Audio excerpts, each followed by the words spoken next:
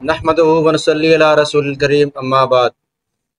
میرے معزز ناظرین اور سامعین، جیسا کہ آپ کے علم میں ہے کہ فضل ہمدرد کی حقیقت آپ کے سامنے الحمدللہ ہم آشکار کرنے شروع کر چکے تھے۔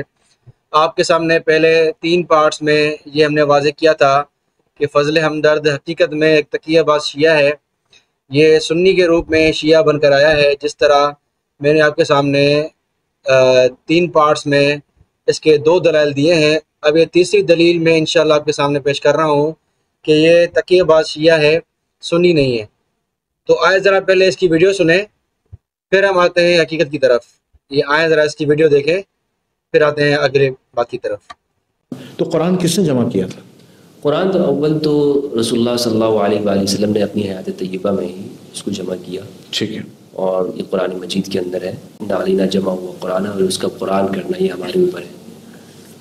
تو یہ رسول کی زندگی میں ہی جمع ہو چکا تھا۔ ٹھیک ہے، اس کے بعد یہ ضرور ہے کہ امام علی علیہ السلام نے اپنے دور کے اندر اپنی کوششوں کے ساتھ اس کو ایک مکمل ترتیب کے ساتھ، ایک خاص ترتیب کے ساتھ اس کو جمع کیا۔ تو یہ جو بعد میں جو واقعات ہیں کہ جناب فلاں جامع القرآن ہے یا فلاں نے کیا ہے، یہ قرآن کی آیت کے مطابق درست نہیں بیٹھتے۔ ٹھیک ہے، قرآن کی نص اسی طرح سے اس کو جمع اللہ کے رسول نے کیا، امام علی علیہ السلام نے کیا، کیونکہ رسول کے جو کاتب وحی ہے وہ امام علی علیہ السلام، بالکل صحیح، کاتب وحی امام علی علیہ السلام۔ بالکل صحیح، ٹھیک ہے۔ جی تو ناظرین، آپ نے سن لیا کہ فضل ہمدرد کے مطابق یہ قرآن جمع کرنے والے سیدنا علی رضی اللہ تعالیٰ عنہ ہیں، اور اس پر قرآن کی آیت پڑھ رہا ہے کہ ان علینا جمعہ و قرآن۔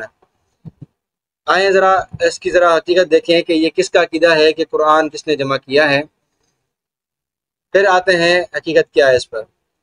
یہ آپ کے سامنے شیعوں کی معتبر کتاب اصول کافی، اس کا جلد نمبر اول ہے اور صفحہ نمبر 135 اور 36 ہے۔ اس میں ایک باب انہ لم یجمع القرآن کلہ الا الائمۃ علیہم السلام وانہم یعلمون علمہ کلہ، کہ نہیں جمع کیا قرآن کو کسی نے بھی سوائے اماموں کے، اور اماموں کو ہی اس قرآن کا پورا علم ہے۔ یہ ایک باب قائم کیا ہے شیعوں کے محدث یعقوب کلینی نے۔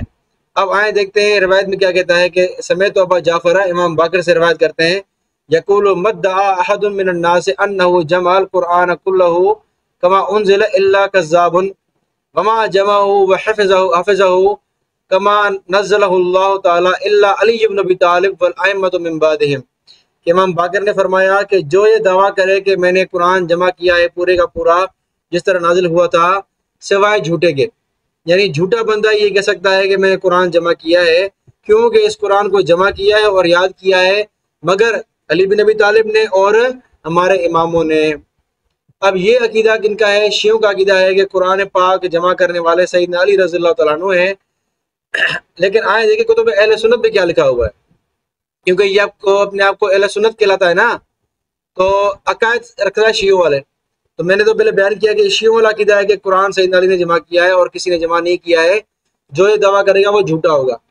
ٹھیک ہے، آئیں ذرا دیکھتے ہیں، پہلے اس کے استاد کی طرف جاتے ہیں۔ اس کا دعویٰ ہے کہ میرا استاد ہے کون؟ غلام رسول سعیدی صاحب اس کے استاد ہیں۔ آئیں ذرا پہلے اس کے استاد کو دیکھیں۔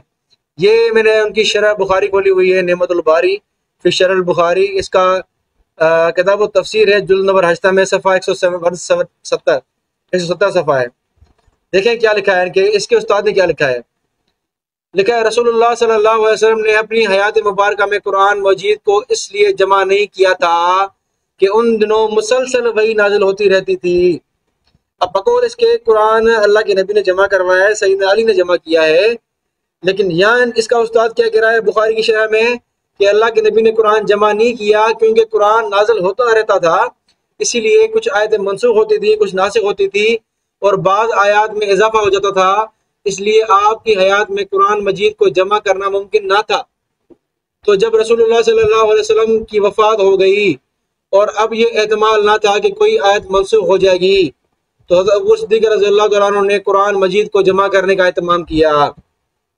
اب بقول اس کے استاد غلام رسول سعیدی کے قرآن اللہ کے نبی نے جمع نہیں کیا، بلکہ قرآن جمع کرنے والے کون ہیں؟ سیدنا ابو بکر صدیق رضی اللہ تعالیٰ عنہ ہیں، اور سیدنا عثمان نے اسی قرآن کو لے کر پھر آگے اس کے نسخے پھیلا دیے لغت قریش کے مطابق۔ تو دیکھیں آپ واضح طور پر بات اس کے استاد نے بھی لکھی ہے کہ اللہ کے نبی کے دور میں قرآن جمع نہیں ہوا، پہلے قرآن جمع کرنے والے کون ہیں؟ سیدنا ابو بکر صدیق رضی اللہ تعالیٰ عنہ ہیں۔ یعنی یہ جو پیچھے کتابیں رکھ کے بیٹھا ہوا ہے، صحیح مسلم کی شرح، بخاری کی شرح اپنے استاد کی، وہ کھول کے دیکھ کے پڑھی بھی نہیں اس نے، اس کی بھی کھلم کھلا مخالفت کر رہا ہے، ٹھیک ہے، اور اب جب وہ کھلا سن نہیں رہا ہے۔ اب آئے دیکھیں سنی کتاب میں کیا لکھا ہوا ہے اور یہ دھوکے بازی کس طرح دے رہا ہے۔ یہ سنی کتاب بخاری شریف، ٹھیک ہے، اور یہ اس کی کئی ویڈیوز میں ہے کہ بخاری کو میں بطور فیصل مانوں گا، سنی شیعہ مسائل کا حل بخاری سے کروں گا۔ لیکن جہاں پر اختلافی مسئلہ ہے، حجت قول جو ہے وہ کہاں پر ہوگا؟ بخاری کا ہوگا، بخاری مسلم کا ہوگا، ٹھیک ہے۔ اس کے بعد پھر نمبر آتا ہے ابو داؤد کا، ترمذی کا، ابن ماجہ کا، یا نسائی رحمہ اللہ کا۔ ٹھیک ہے، تو یہ ترتیب اگر ہم قائم کریں گے تو یہ اختلافی مسائل کو ہم بہتر بخاری دیکھتے ہیں بخاری کیا کہتا ہے۔ بخاری واضح اس کے باطل نظری کا رد ہے کہ قرآن سیدنا علی نے جمع کیا۔ دیکھیں یہ کتاب التفسیر ہے، باب لقد جاءکم رسول من انفسکم، یہ باب ہے۔ اب دیکھیں یہاں بخاری شریف ہے، یہ کتاب التفسیر ہے، واضح لکھا ہوا ہے کہ جنگ یمامہ میں جب قتل عام ہوا، کافی لوگ شہید ہوئے، اور سیدنا عمر کہتے ہیں کہ مجھے خوف ہوا کہ اگر اس طرح قرآن کے حفاظ قتل ہوئے تو قرآن تو چلا جائے گا۔ وَإِنِّي لَا أَرَىٰ أَن تَجْتَمِعَ الْقُرْآنُ، تو میں ابو بکر صدیق کے پاس آیا کہ اور کہا کہ قرآن کو جمع کیا جائے، ٹھیک ہے۔ قال ابو بکر قل، تو ابو بکر نے کیا کہا کہ قسم اللہ کی میں کس طرح وہ کام کروں جو جس کو اللہ کے نبی نے نہیں کیا۔ فقال عمر ہو واللہ خیر، تو میں نے کہا کہ یہ اچھا کام ہے، آپ کریں اس کو۔ بہرحال پھر سیدنا ابو بکر صدیق نے اس کو منتخب کیا، حضرت زید بن ثابت کو منتخب کیا۔ یہ پورا واقعہ آپ کے سامنے بخاری میں موجود ہے۔ پھر زید بن ثابت نے اس قرآن کو جمع کیا، قرآن کو جو ہے وہ رکوں پر، پتوں پر اور مختلف چیزوں سے قرآن کو لے کر جمع کیا گیا، اور زید بن ثابت رضی اللہ عنہ نے قرآن جمع کیا۔ اب آگے دیکھیں، وَكَانَتِ الصُّحُفُ الَّتِي جُمِعَ فِيهَا الْقُرْآنُ عِندَ أَبِي بَكْرٍ حَتَّى تَوَفَّاهُ اللَّهُ، تو قرآن جمع ہو گیا تھا یہاں تک کہ اللہ نے سیدنا ابو صدیق کو وفات دے دی۔ ثم عند عمر، وہ یہ قرآن جو ہے وہ سیدنا عمر کے پاس آیا یہاں تک کہ ان کی وفات ہوئی، پھر یہ قرآن اما حفصہ کے پاس تھا۔ تو قرآن جمع کرنے والے بخاری شریف کے مطابق سیدنا ابو بکر صدیق ہے، اور یہ دھوکے بازی دے رہا ہے اپنے آپ کو سنی کہلا کر کہ نہیں قرآن تو علی نے جمع کیا ہے۔ اب دیکھیں کہ اس کا یہ نظریہ شیعوں والا ہے یا سنیوں والا؟ شیعہ، کیونکہ شیعہ کہتے ہیں کہ قرآن کو جمع کرنے والے ائمہ اہل بیت ہے، علی ہے، جو اس کے علاوہ قرآن جمع کرنے کا دعویٰ کرے وہ جھوٹا ہے، اور یہی عقیدہ اس کا ہے کہ قرآن جمع کرنے والے کون ہیں؟ سیدنا علی رضی اللہ تعالیٰ عنہ ہیں، حالانکہ یہاں قرآن جمع کرنے والے اہل سنت کے مطابق سیدنا ابو بکر صدیق رضی اللہ تعالیٰ عنہ ہیں۔ تو یہ دھوکے بازی کرتا ہے، شیعوں والے نظریات اس نے پورے بنائے ہوئے ہیں، صرف یہ دھوکے بازی دینے کے لیے، سنیوں کو گمراہ کرنے کے لیے اپنے آپ کو سنی کہلاتا ہے۔ عقائد سارے شیعوں والے ہیں اس کے۔ تو یہ تیسری دلیل میں نے پیش کی آپ کے سامنے کہ یہ سنی کہلا کر شیعوں والے عقائد پھیلا رہا ہے، جو اس بات کی دلیل ہے کہ یہ تقیہ باز شیعہ ہے۔ جس طرح میں نے اپنی پہلی ویڈیو میں ثبوت دیا تھا کہ نور اللہ شوستری جو تھا وہ اپنے آپ کو سنی کہلا کر قاضی القضات بن گیا، لیکن اپنا شیعہ ہونا چھپایا تھا، پھر آہستہ آہستہ اس نے اپنا شیعہ ہونا ظاہر کیا۔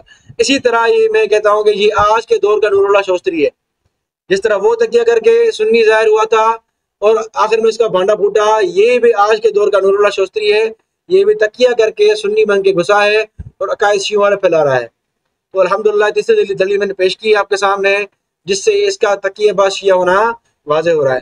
تو انشاءاللہ آہستہ آہستہ اس کا ہم بھانڈا کھولتے جائیں گے، ٹھیک ہے جی۔ تو آج کے لیے یہ کافی ہے، آج کے لیے السلام علیکم ورحمۃ اللہ وبرکاتہ۔